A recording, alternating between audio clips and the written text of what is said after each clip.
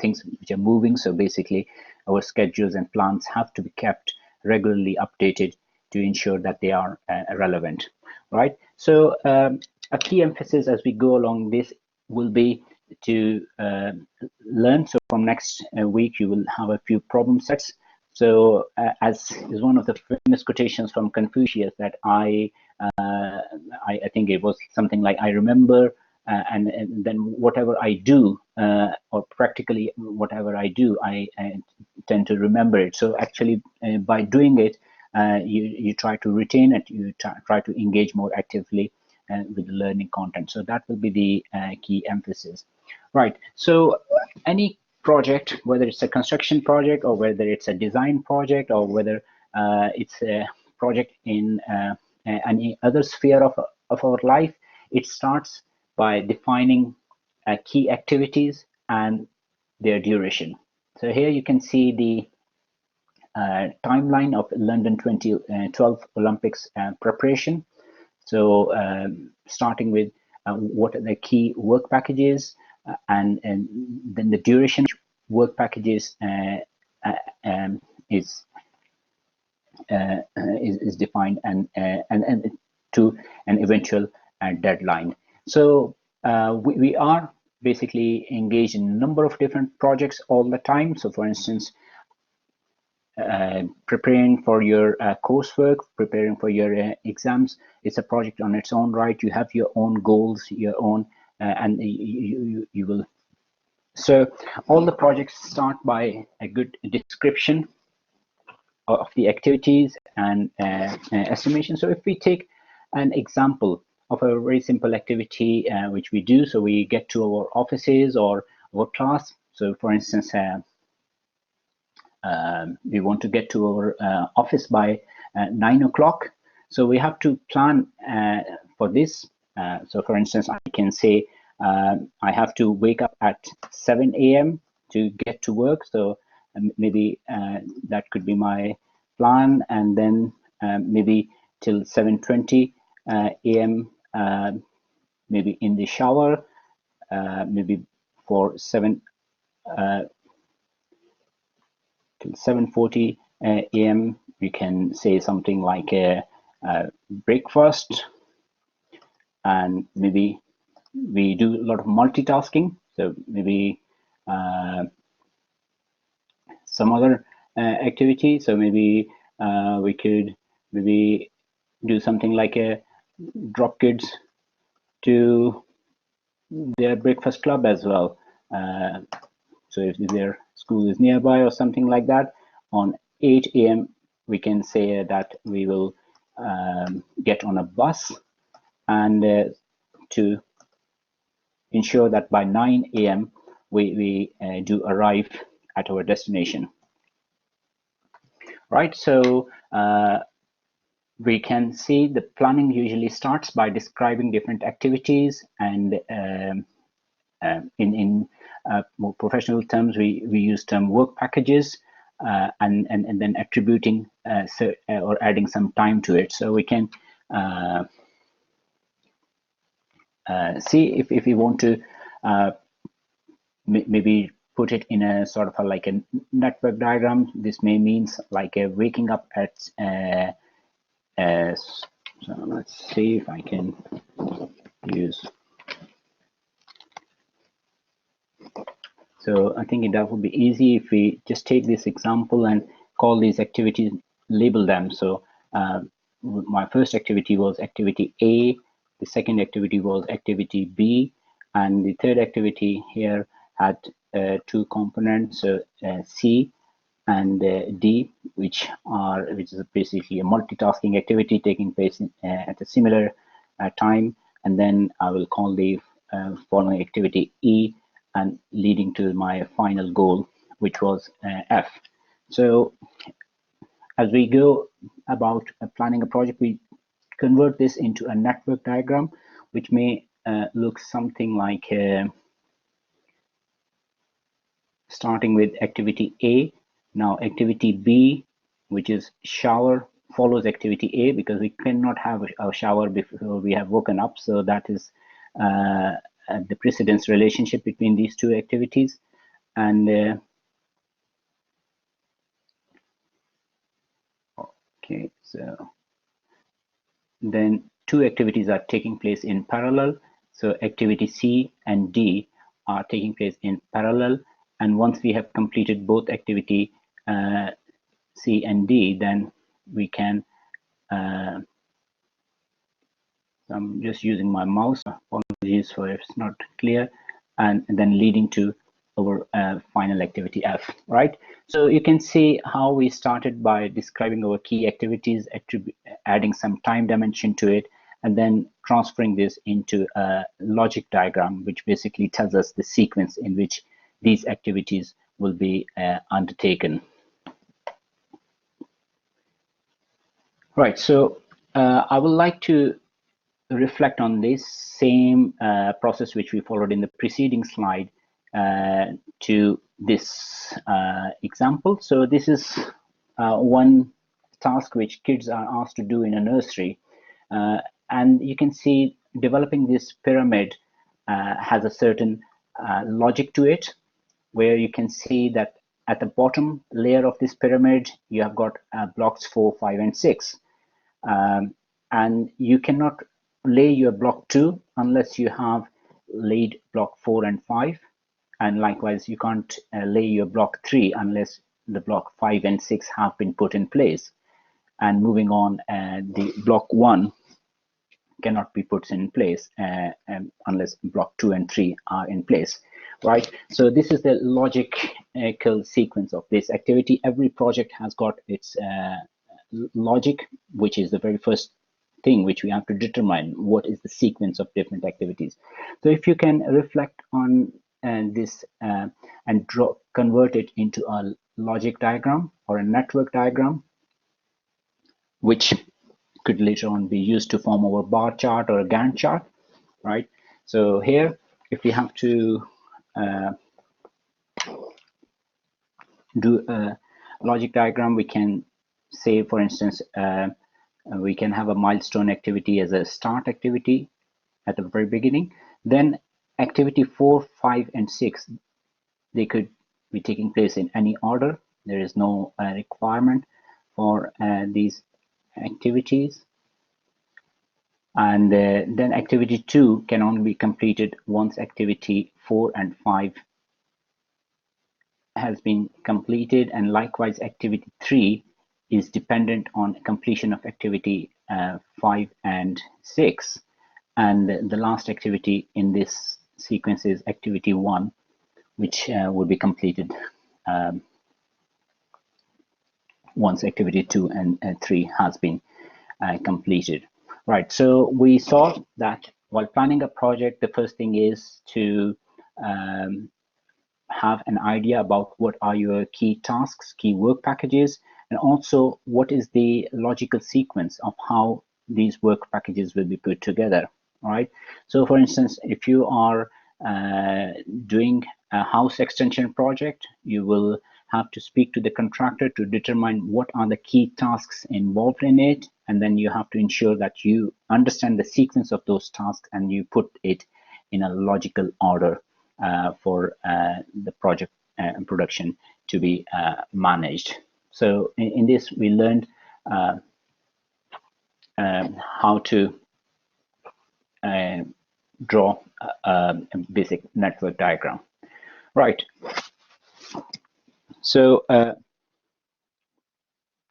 in this example, you will see how we often start with a method statement in a project, and we try to convert that method statement into a network logic diagram, which is for the use. So here is a method statement which is given to us by maybe the contractor who is going to deliver the work.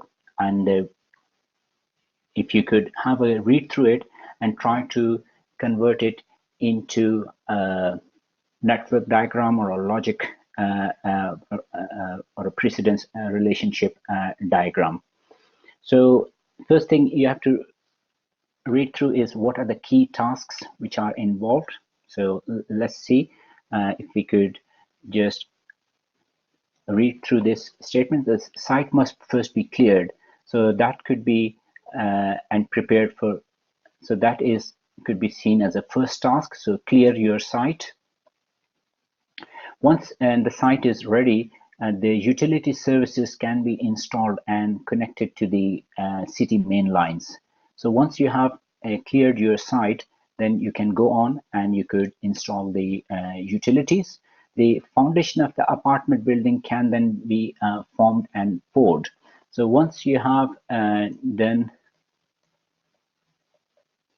your utilities, you can go and lay your foundations. So before we go further, let's start by converting this method statement into a diagram. So the first activity you can see in this example is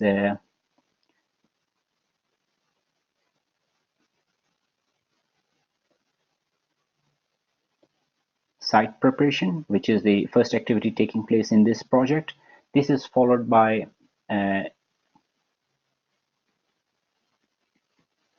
utilities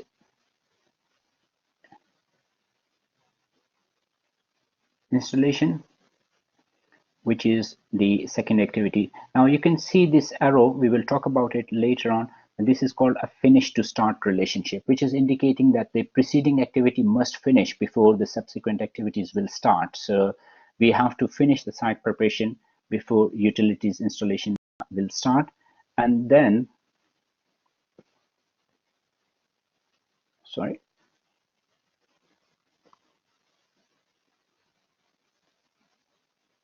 the following activity is the foundation. So once we have our utilities installed, we could lay the foundations of our apartment building. So apologies for my writing and bit of a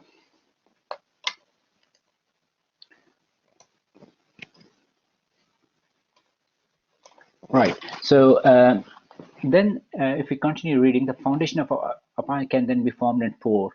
After a 10 days period for the foundation to gain strength, work can begin erecting the superstructure.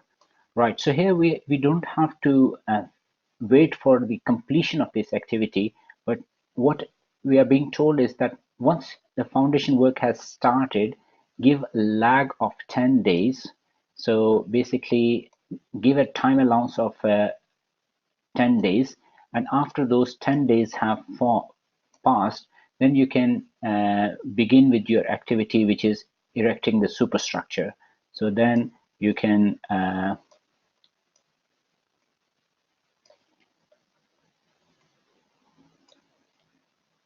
lay with the superstructure activity.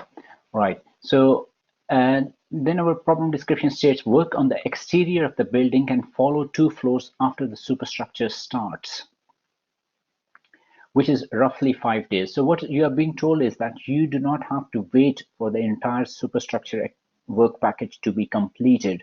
Rather, you can begin work on the exterior 2 floors after the superstructure starts, which is about 5 days.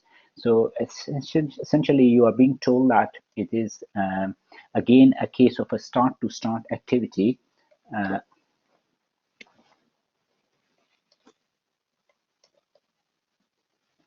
So again, once the superstructure has started, just give a time lag of another 5 days, and then you can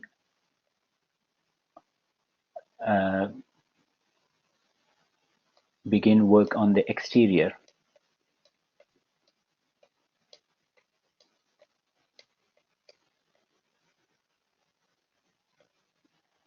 Work can begin on the interior 1 floor after the work on exterior work starts, which should be another 5 days. So again, here the relationship between exterior and interior is not that of a finish to start, but it's again a start to start relationship with a lag of 5 days. So you can begin work on interior.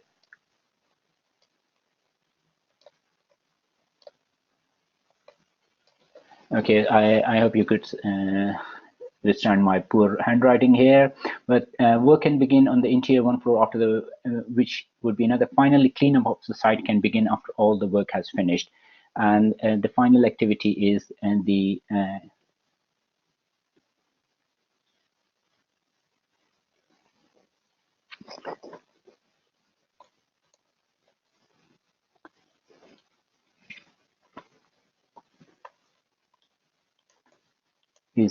cleanup, and basically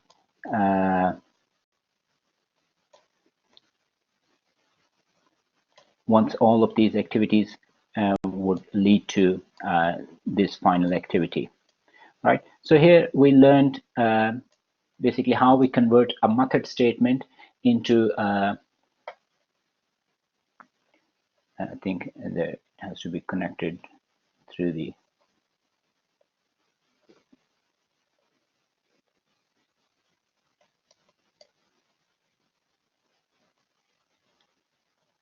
So we learned how to convert a method statement into a network diagram, and then we learned about different sort of a relationship between different activities. So in the initial activities we had, for instance, a finish to start relationship between site preparation and utilities installation.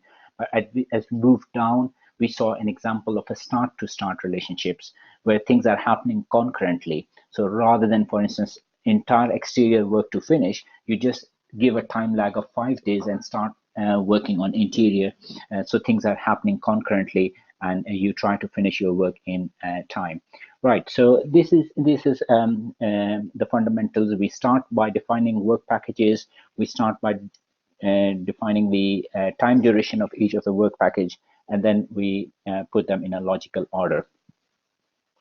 Right, so if you could give this problem a go, if you have got a pen and paper, try to convert this activity and predecessor relationship into a network diagram so that we could learn how to draw a basic project network. So here you can see the first activity is A, activity B is following activity A, activity C is following activity A as well, activity D follows activity B, activity E is following activity B and C.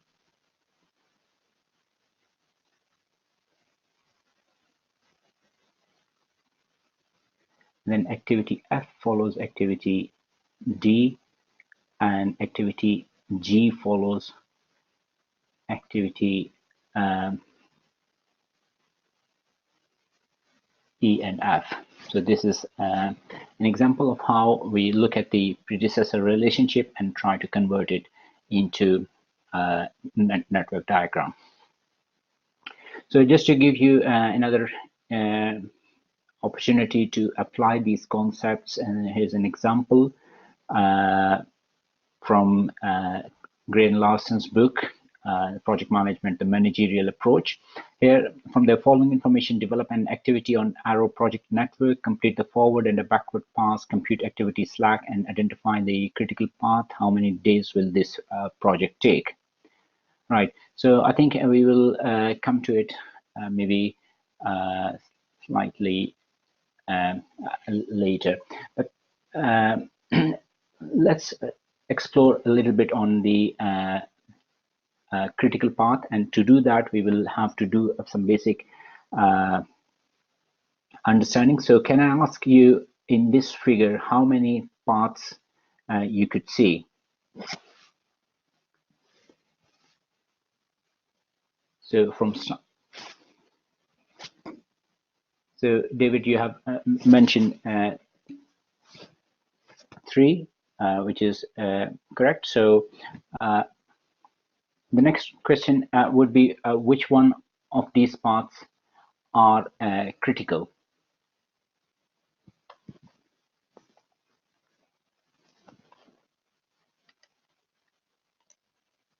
So this is right. We have got these 3 paths to get from start to finish of the project.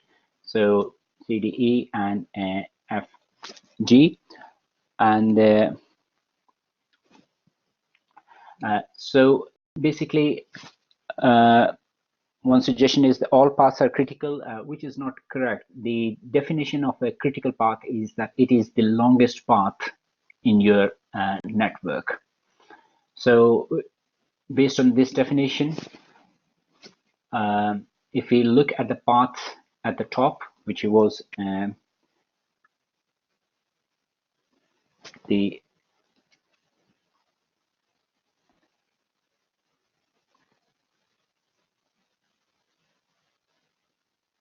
if we look at ABC path, the total duration, let's assume we are talking about weeks. So it is an 11 weeks project based on ABC. If we look at path D and E, this is 7. And if you look at path D, F, G, 6 and 7, 8, right? So based on this, which path would you say is a critical one? So the longest path in our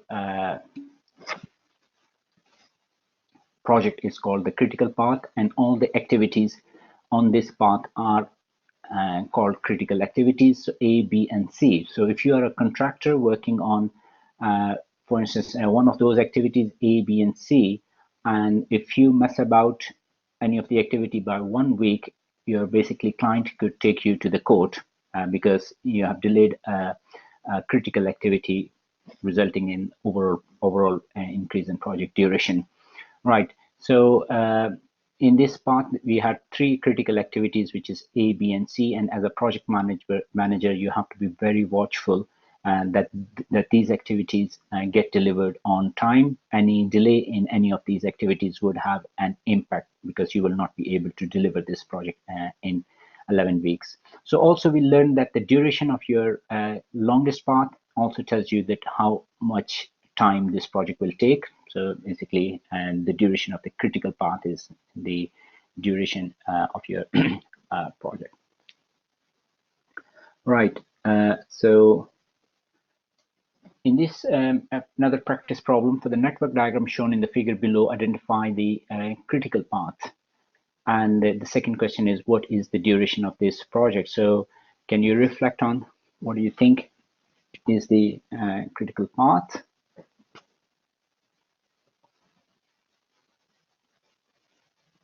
So if we look at the different paths, we have got path A, B, C, G, which has a duration of 7, 8, 9, 10. Then we have got another path which is A, B, F, G, with the duration 7 and 9 and 15. And the third path is D, E, F, G. You have rightly said it's DEFG, which appears to be the longest, and DHI has a duration of less than 17. So, and 9, 10, 11. So, in this example, your critical path is DEFG, and also that indicates that your project will be completed, assuming we are talking about weeks. Your so DEFG indicates the critical path, right? So what it basically means is that other activities would have some sort of a float or slack. You could possibly delay activity A by some time without any impact on the project deadline. But any of the activities, if delayed on this critical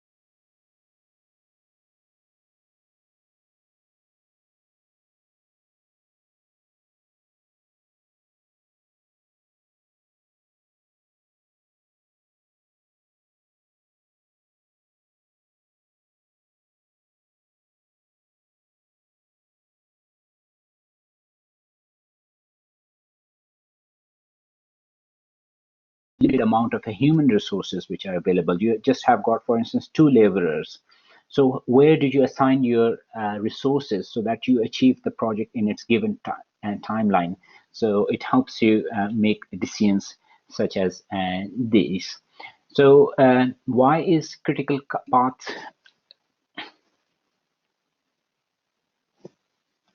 Okay, so let's see. Do others are struggling with the audio issue as well? Or? Okay, so you cannot hear me. Is this what you are implying?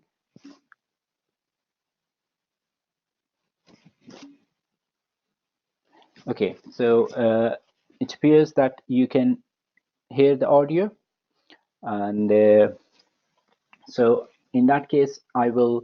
I think we have gone through here, and I was just talking about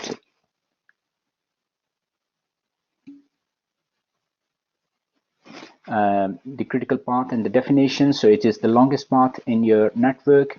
A delay in any of the critical path activities will cause the entire project to be delayed. So it is very important. That's why these activities falling on the critical path are called critical, because these activities have to be delivered on time. And it's a legal issue as well. If as a subcontractor delays a critical activity, they are liable for the losses incurred. And it gives you a freedom because non-critical activities can be delayed. So you can divert the resources from a non-critical activity to a critical one. We do not live in an ideal world. Our resources are limited. For instance, you're working with maybe limited amount of excavators or machineries or laborers. So where do you assign your resources? So having a good knowledge of which activities are critical and which are non-critical would help you make those decisions, and it helps in resource allocation issues. So why is the critical path concept so important? It helps you finish the projects fast. It helps you communicate effectively. It's a legal requirement in some countries, including UK. Right. So we learned about critical path. We learned about critical activities, but parallel to critical, we did learn there are a few activities which are non-critical. So basically what it is non-critical activities have got some float or slack built into it. So definition of float or slack is it's the amount of time an activity can slip without causing a delay to the overall project duration. So we know that the critical activities have a zero float. You can't mess about with the critical activities, but non-critical activities have got some float or slack. Now, these terms are used interchangeably. If you are reading a literature, you may come across float or slack. They are basically referring to the same thing. Right. So in this example, you're asked what is the critical path, duration of the critical paths, and total number of paths. Now, if we look into it, we can easily see that the total number of paths are 3. So, and then the duration of the critical path. So to determine, we have to see the overall duration. So if we start from the top, the duration of the path A, B, C, G, let's assume if we are talking about weeks here, it will be 7, 8, 9, 10. So this path ABCG is giving us overall project duration of 10. If we look at the path DEFG, this would be 9, 10. Oh, I think we have done this example before, and DHI is 9 and 11. So based on this, this is our critical path, and so we will see the duration of the critical path is 17 weeks, which is also the duration of our project. So this project will be delivered in 17 weeks, and the critical path here in this example will be D, E, F, and G. Right. So now we will start to do a bit of a critical path calculations, right? So students do ask about a lot of project management software. There are a number of tools which do exist tools like Microsoft Project or Primavera or Asta Project or AssureTrack, or if you're using 4D planning, then there are tools like Navisworks or Synchro, which allows you to integrate 3D plans with your time schedule. Having said that, most of the tools do these sort of calculations for you, but you need to know what is going on behind the scene, because jumping too quickly to a software could produce outputs which you would not understand and which have been done without. So it is very important. So we do not use software in our teaching in early days, so that students are clear with the fundamentals before they jump to a specific software tool. Right, so there are certain concepts which we will be using. So first is the early start and the early finish time. So just giving you a simple analogy, for instance, you are given a coursework assessment, and the coursework assessment is handed out in the week 1 of the semester. And then you have to write the time till week 12 to submit. So essentially you have got a 12 weeks period. Now you could decide to do your coursework. So let's assume you review the coursework and you determine it's a 2 weeks task. It will take 2 weeks of your effort. So you have got an option. Either if you are a very proactive person, you could start right at the very beginning and get it done by start at week 1, and by week 3 of the semester you will be done and dusted. So in this case, your early start time will be week 1 and the early finish time will be week 3, and afterwards you will have a lot of a float to maybe iteratively improve your. So this will be, in this particular example, your early start time will be week one, because that's the earliest possible time you could have started this work. Coursework was not handed out before week 1, so, and the early finish time would be 3, right? So early start is the early event time of a preceding event, and early finish is early start plus activity duration. The late finishes, so if you are a person like myself, you could just postpone it to the very last minute, and perhaps right at the last few weeks you decide to put in your best effort, and in that case you have to start by week 10 because you have estimated it's a 2 weeks task. If you start by week 11, it's highly probable you will not be able to meet. So in that case, this will be your late start time, because that is the latest time you could have started this work. In that case, your late finish time would be so rather than looking at these, I think this simple analogy would make it clear the concept of early start and early finish. So early start is the earliest possible time you could do. Now, if you do an early start time, in that case, your float will be a good 9 weeks period, because you will have 9 weeks to improve. But if you take a late start time of week 10, your float will be 0. At that time, your activity would have become critical. So there is no point at all for you to delay any further. Right. So now we will do some practice on how to do maybe do some CPM calculations. So here we read the descriptions that you are preparing a project bid, requesting City Council funding for a park and ride project. The funding body requires submission of a network plan for the design phase of the project. As part of the bid submission requirement, the chief engineer at City Council wants you to develop a project network plan to meet the funding body requirements. She has provided you with the following time estimates and their dependencies, and draw a project network clearly identifying activity early start, late, and slack times, and clearly mark the critical path and identify the burst and the merge activities. So we will and do that. But before that, you can see the different tasks which are required and their sequencing order. So the first activity in this project is surveying, which has got no predecessor. So that's the very first activity taking place in your project.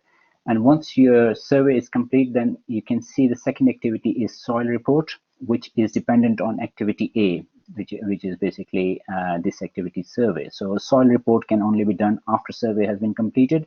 Likewise, traffic design can only be done. So if you could reflect on these activities and predecessor relationship and see if you could convert this into a network diagram. So here you can see the starting activity would be, this will be your starting activity, and then activity B, C, and D are dependent on activity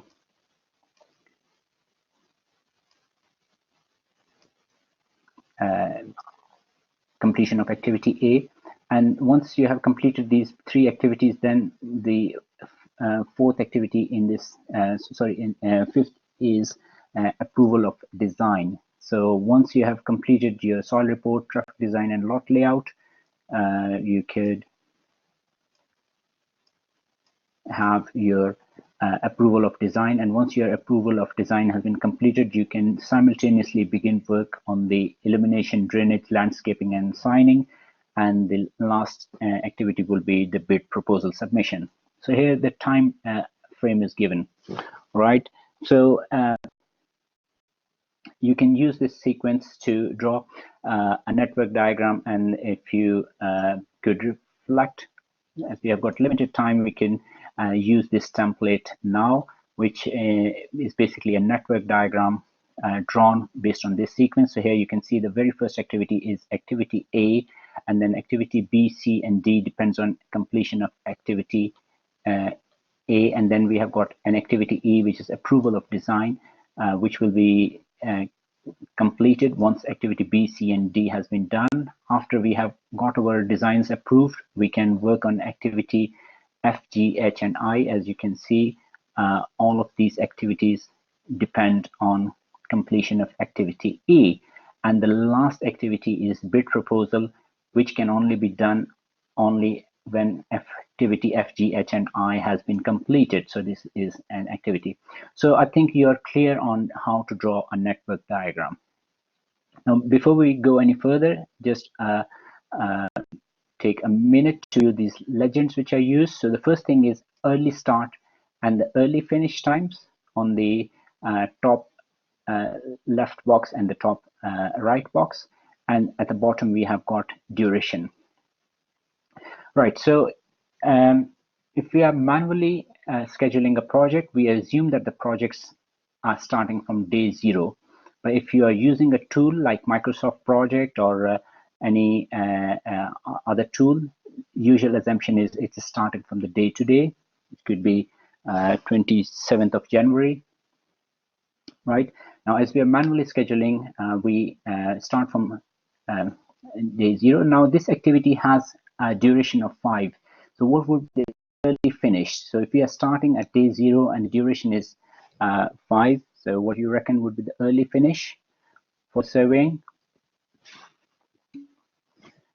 So it would be 5. Now in our calculations, we take this box. So early finish of activity A becomes early start of the subsequent activity. So this 5 is moved from this box to here. Right, before I one of the question asked was which activity is a burst activity and which is a merge activity. Now here you would see activity A is now bursting into 3 other activities. So we usually refer to activity A as a burst activity, whereas activity E would be referred to as a merge activity and also activity J, but also activity E is bursting again into 4 other activities. Anyhow, we had early start times determined. Now we would determine the early finish. So 5 add 20 is 25. And the early finish for traffic design would be the day 35.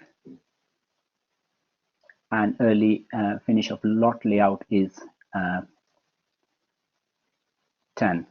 Now we can see E is a merge activity. Now here we have an option to put either 25 or 35 or 10. So if we use this arrow, it would be 35. If we use this arrow it will be 25, and if we use 10, so which of these 3 times shall we use? So suggestion here is 35, which is correct, because if you use, for instance, 10, that defies the logic, because the logic was the activity B and C must have been finished before E would begin. So if we, for instance, put 10, that means you are defying the logic. You are sending for design approvals when your soil reports and traffic design has not been completed. So you have to, so the rule of thumb which we have to remember is that while doing what we are doing right now is called a forward pass. While doing a forward pass, in case of a merge activity, we choose the largest of the 3. Now, very soon we will be doing a backward pass, and this logic will be reversed there. And if we come across a merge activity, we'll be in the backward pass, we will be choosing the smallest. So let's see when we come to there. But right now, we have chosen the worst case here, which is 35. Now 80 at 35 is 115.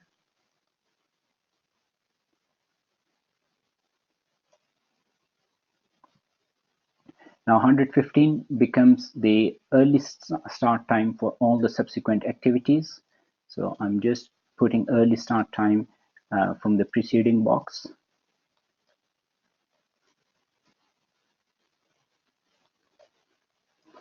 So elimination, the early finish would be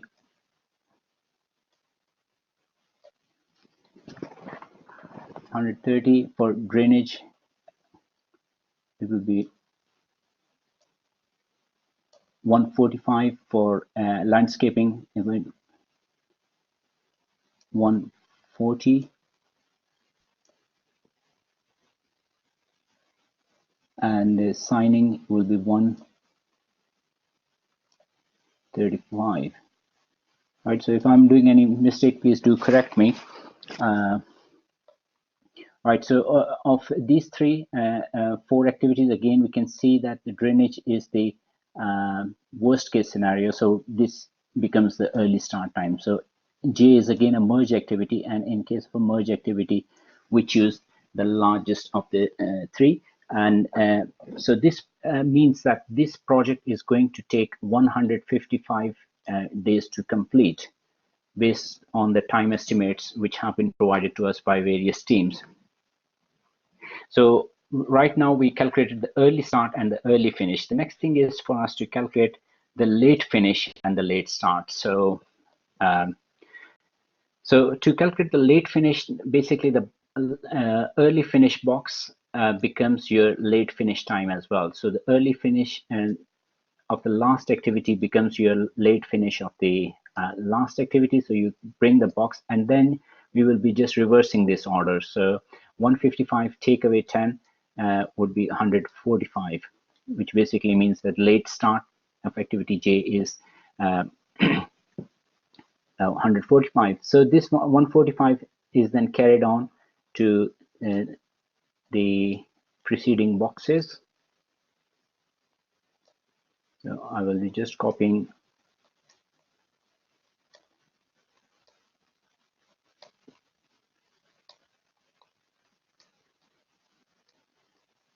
Now here we could see foundation 145 take away 15 was 130.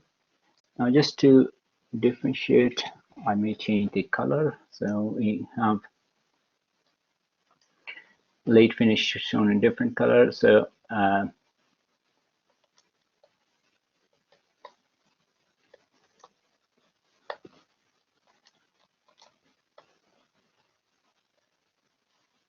right, so the drainage would be 145 take away 30 would be 115. For landscaping, 145 take away 25, 120. And for signage, 145, that would be 125.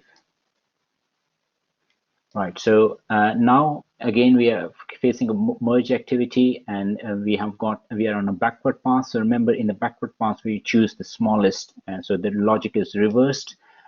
In the forward pass we choose the largest. So in this case the smallest is 115. So this becomes essentially our early finish, and then this will be 35, and then this 35 will be carried to the early finish, sorry, a late finish time for the preceding activities. So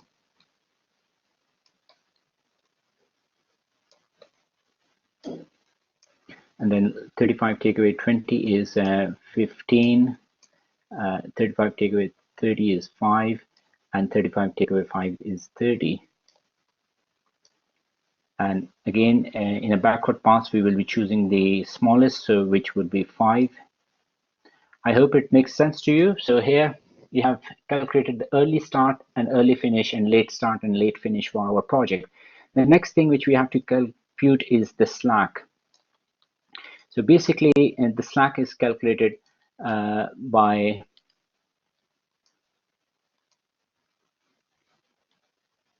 subtracting the box at the bottom from the box at the top. So either late start minus early start or late finish minus early finish. So here, in this case, the slack is 0. In the soil report case, 15 take away 5 or 35 take away 25 give us a slack of 10. So basically, we can delay the soil report task by 10 days without having any impact on the project deadline. The traffic design, the slack is 0. So it's obviously a critical activity. For lot layout, we can see the box at the bottom is 30 and box at the top is 5. So 30 take away 5 is 25. So indicating a slack of 25, 0 slack. And here we have got a slack of 15, or we can also refer to as a float. So float of 0 for G, and the float of 5 for landscaping, and a float of 10 for signing activity. And then there's for a bid proposal, that is a critical activity. So here we can see that the path which is comprising all the activities with the 0 slack is the critical path, which basically tells us that these are the activities where we have got no slack or float, but for other activities we have got some float. So for the non-critical activities, we can see very clearly that we have got a float of 10 for the soil reports, float of 25 for the lot layout. So this way we calculate the early start, early finish, late start, late finish, and the slack and durations. And the good news for you is that most of the time these calculations are done for you using softwares. So if you're using any project management software, it will do these calculations. But still, a lot of schedulers would like to do it manually at a higher level, so that they have got a clarity, and then for more further detail, they would use the software. So we learned how to do the critical path method and the calculations. The next thing is to transfer this into the bar chart or a Gantt chart. So if you have visited a site, you would have seen bar charts or Gantt charts hanging, reflecting on the progress on each work packages and the time that has to be met. So here in this example, we will learn how to draw a bar chart. So we will start by doing the CPM analysis to start with, and then we will transfer this information into a bar chart. So as we said before, we assume, while manually scheduling a project, we assume the project starts from day 0. So this activity is 2 weeks, so early finish would be 0. Likewise, activity A is starting from the start of the project, and if we look at activity C, the early start time would be 2, and activity D essentially depends on 2 activities. So what do you reckon should be the early start time for activity D? We could either use 2 or 4. So for activity E, is for sure very clear that it will be 4 because it only depends on activity B. So activity D depends on 2 other activities, A and B, and as it's a merge activity, so we will be choosing the largest of the 2. So it will be 4 here. Then early finish will be 7 here as well, and 5 for activity E.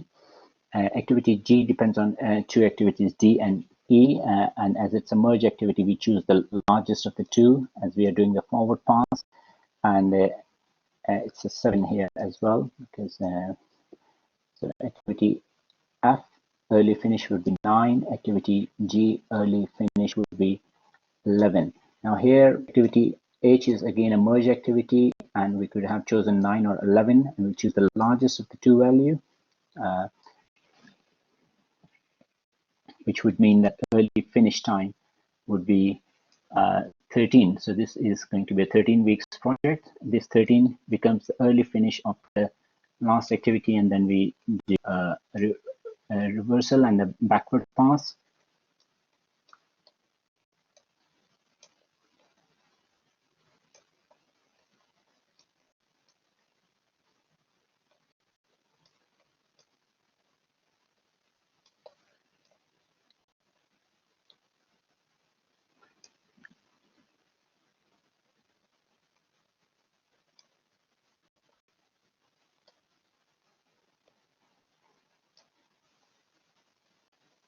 Activity B is a merge activity. We could use either 4 or 5, and we will choose the smallest. So it will be 4. Likewise, A is a merge activity, and we could use 4 or 4, and it's obviously 4.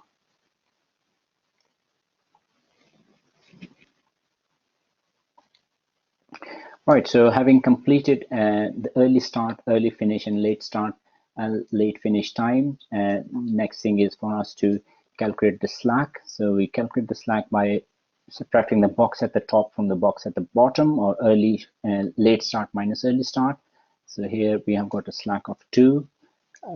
Here we have got a slack of 0.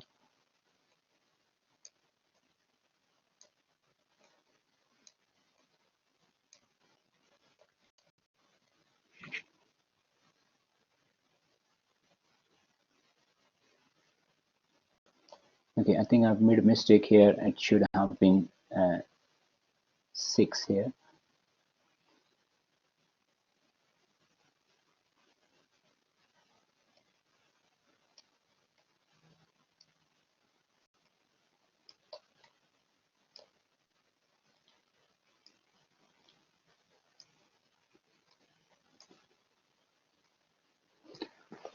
Right, so we have completed our CPM calculations. The next thing is to convert this information into a bar chart so that we could distribute it to field workers.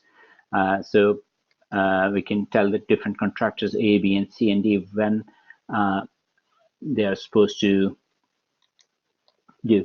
So if we could do a bar chart based either on early start times or a late start time, but it's a good practice to do it at the earliest possible time. So we'll draw our bar chart at the earliest possible time. So activity A is taking place from week 0 to 2. So this is where activity A is taking place, and activity B is taking place from here you can see from 0 to 4. So we will be shading the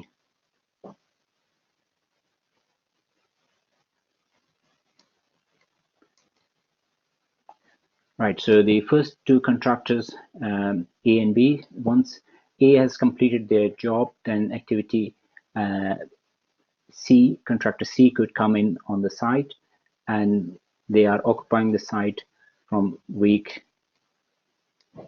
2 to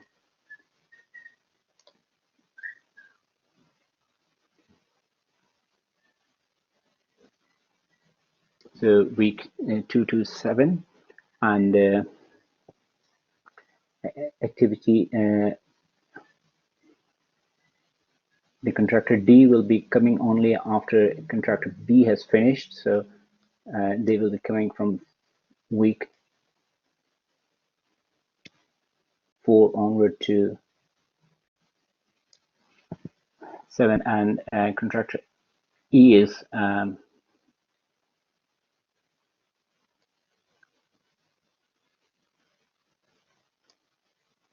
4 to 5. Then contractor F comes after contractor C has finished, so from there onward for 2 weeks, and then contractor G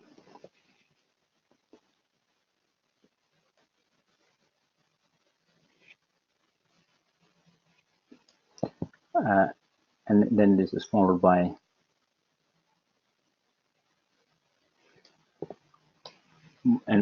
week 13 we will be completing. So this is how we convert a network diagram into a bar chart or a Gantt chart.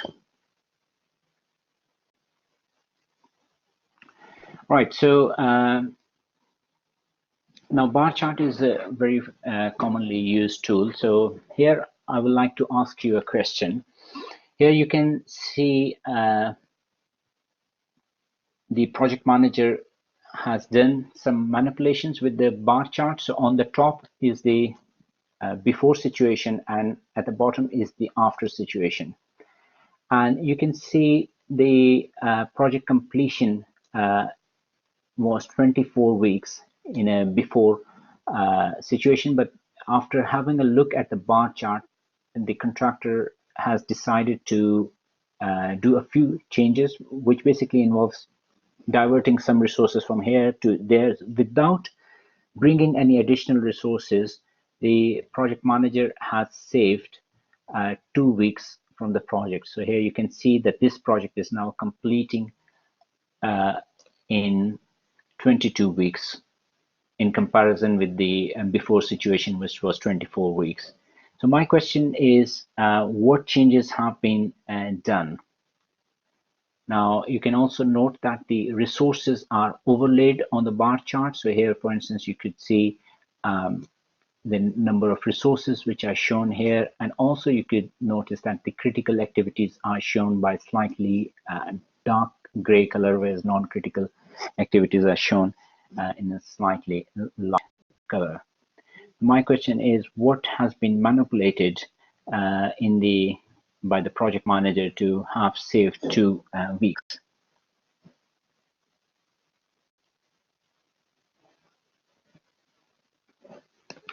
Now you maybe appreciate the fact that construction projects cost a lot, they are expensive. So saving 2 weeks could save tremendous amount of money in terms of both the direct cost and the indirect cost. You have to keep your site mobilized. So every single day counts a lot. If it's £1 million project, usually projects are very, very expensive. So 2 weeks could translate into huge amounts of savings for the project. So the question here was, what was done basically? So the first thing which project manager has done is to look at what is my critical path. So here you can see on the top, this is the critical path. Now,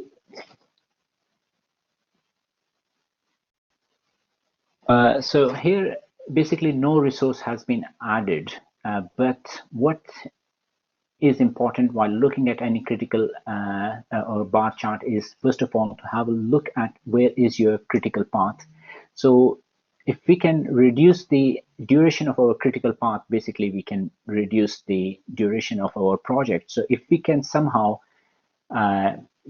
reduce one of the duration of the critical activities, basically we can reduce the duration. So the way to do that would be to look at where is the float. And here you can see that this line is indicating that this activity has got a very good amount of float. So the project manager has thought about that, why should not I divert a resource from a non-critical activity and take it to a critical activity? So they have decided to convert and divert resources from a non-critical activity to a critical. So here you could see that in a after situation, they have diverted. So they have basically asked the two of the bricklayers from activity 7 to move from activity 7 to 2. So from this non-critical activity, they are diverting resources to a critical activity. Like from this non-critical activity 8, they are diverting 2 of their bricklayers to a critical activity 3, and again they are doing the same with this. So by diverting our resources from a non-critical activity to a critical, the project manager has tried to save 2 weeks from their project. Now obviously because of this change of resources, their critical path has changed, and you can see in the after situation, a new critical path has been formed because of a diversion of the resources. The previously non-critical activities have become more critical, and also you would see that a lot much more activities have become critical. This is what happens when you try to compress your project.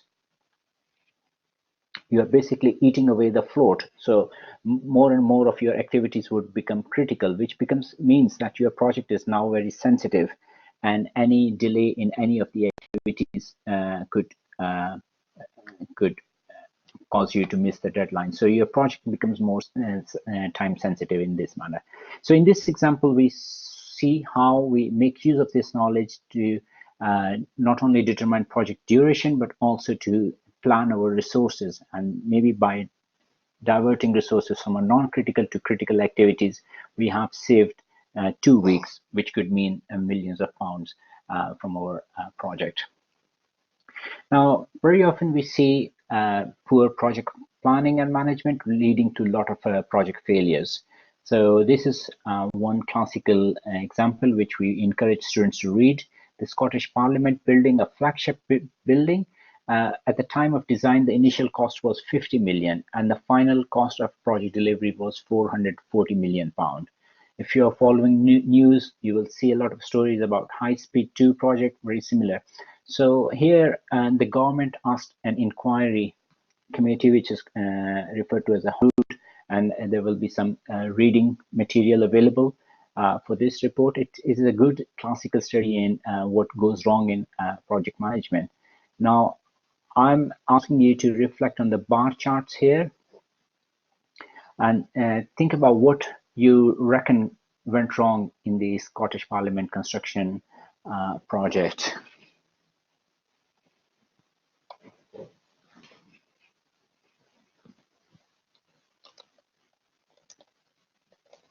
So here you can see on the top, this is what was planned, and this is how the project was actually delivered.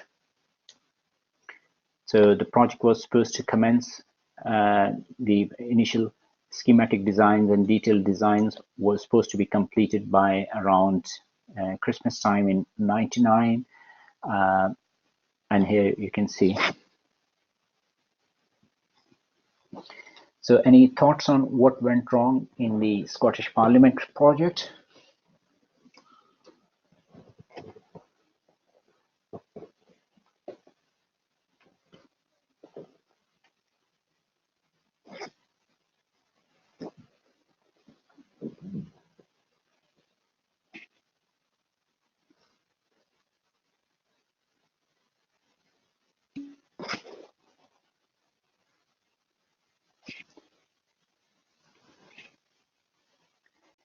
Okay, so the question, yes, so you can see that the detailed design was supposed to be completed by this point of time, but the detailed design went right through the middle of construction. So this is production information and construction. So the construction has basically started, and still the design was, so designers were not clear, and the design went through halfway through the construction. So as teams were on site, still and detailed designs were being produced. So another thing which highlights is how important it is to think well before we start the production tasks. All right, so some theory about the bar charts or Gantt charts. These were originally developed during World War I in US as a visual aid for planning and controlling. It is very popular because you don't need to have all this knowledge of critical path method. It's very visual, so each contractor can see when they have to do their production task. It typically consists of time scale activities to the duration activities. They have been proven very popular and is widely acknowledged today as most effective method of communicating planning information. It's very widely used in construction, easier to disseminate information, simple to adjust the program. It does not support the clear definition of interdependencies between activities, so very often managers use a combination of network diagrams and bar charts, whereas a network diagram is shown is used to demonstrate the interdependencies, and Gantt chart for durations, planning and programming happen simultaneously. It creates link with financial program. A few definitions that you have to keep in mind: planning and programming. Whereas planning refers to organizing the activities to be executed according to the execution logic, the availability of resources and technical conditions, whereas programming is the step following the planning, and it consists of definition of timings and dates for the beginning and end of the tasks. Right, so we have gone through this. This is some further example. We will have an opportunity to explore some of this in the problem set. So from next week, we will be giving you some problem sets, and we'll be asking you to do it hands-on, so you will have a bit more confidence in doing these sort of activities. Right, so I think we can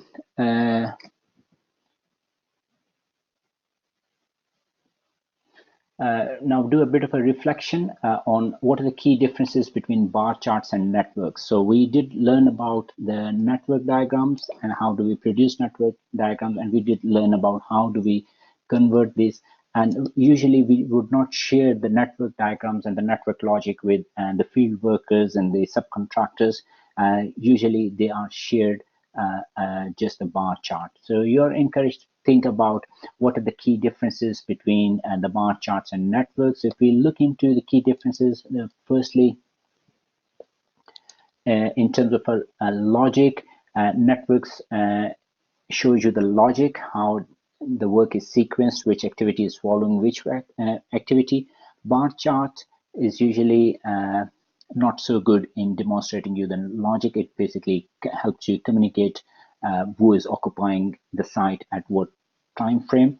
In terms of complexity, networks can better handle large and complicated projects. So usually we would start by highlighting the key task orders or work packages, and we will do a high level network diagram, and then we will break it down as we go for further details. Estimation networks use mathematical calculations. So as we saw, things like early start, early finishing, and calculating the slacks and the float. So it does use some calculations, whereas bar charts use graphical skills. So bar charts is very popular even with people with lower technical literacy. So very popular tool on construction sites. Bar charts are time scaled, whereas networks are not. Networks are usually good to determine the overall project duration and the logic, whereas bar charts indicate the mapping with the calendar and when different activities are taking place. In terms of simplicity, bar charts are simpler to prepare and understand. In terms of communication, bar charts are easier to understand for those not familiar with critical path method, and bar charts can be loaded with additional information such as cash and resources. Now, what we are seeing within our industry is now a push towards 4D modeling and 5D modeling, where we are integrating the design dimension with the time dimension, which makes things much more visual, because previously you would see on a construction sites the designs either laid out on A3 or A notes and bar chart separately, but now integrating it in a 4D software helps bring that simplicity. Now, we have to be aware that we do not overdo things. So very often we see a lot of contractors using very simple graphical schedules for planning, and it works very well for them. So it is dependent on the complexity of a job. Graphical schedule is an example of a floor plan marked up or colored to show the schedule. A separate floor plan for each subcontractor or crew, a simple scheduling technique that is easier to understand. So here they have simply used the drawing and marked which, for instance, rooms they will be painting at different times of the month. So it's good enough for a simple job, and perhaps using a very complicated technique make things a bit more difficult. So simple jobs, you don't need very complicated schedules. So very simple graphical schedules have worked hand in hand.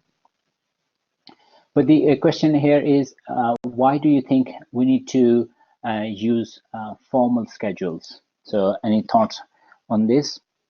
So we have got very simple basic schedules like graphical schedules of people doing bar charts without doing any CPM calculations at the back end.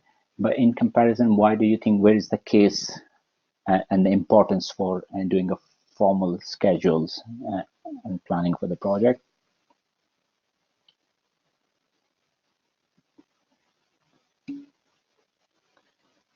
So yes, so one of the highlighted issues is contractual binding. It is important for the image of your company. Then we know that time is money, and every day counts. When you are working on a multi-million-pound project, essentially you're paying a lot of money for every single hour in a day. So having that clear focus. Also, it is a legal responsibility. So we will see there are a number of reasons for doing a formal schedule. So I think we have covered enough grounds to lay the basis for our first session.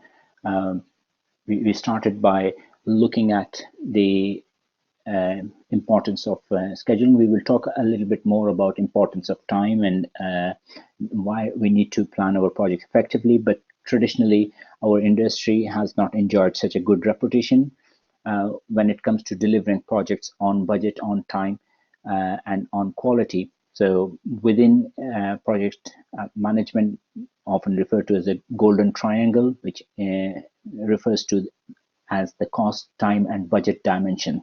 So developing a formal schedule is important to ensure that we do deliver projects to agreed on targets. Right, so I will draw a line at this point, and I would like to open the floor and ask if there are any questions you have.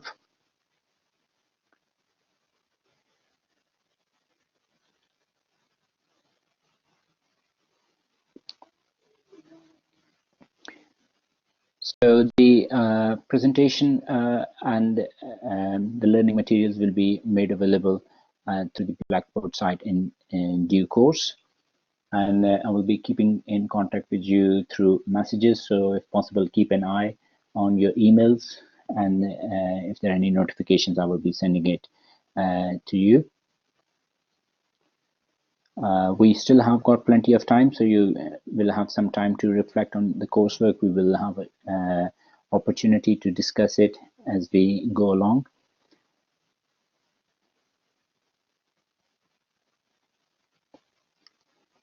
Right, so if there are no further questions, we would conclude. I'm hanging around for next 10 minutes or so. So just in case if there are any questions, I will be able to respond. If not, then have a very nice evening and see you at same time next week.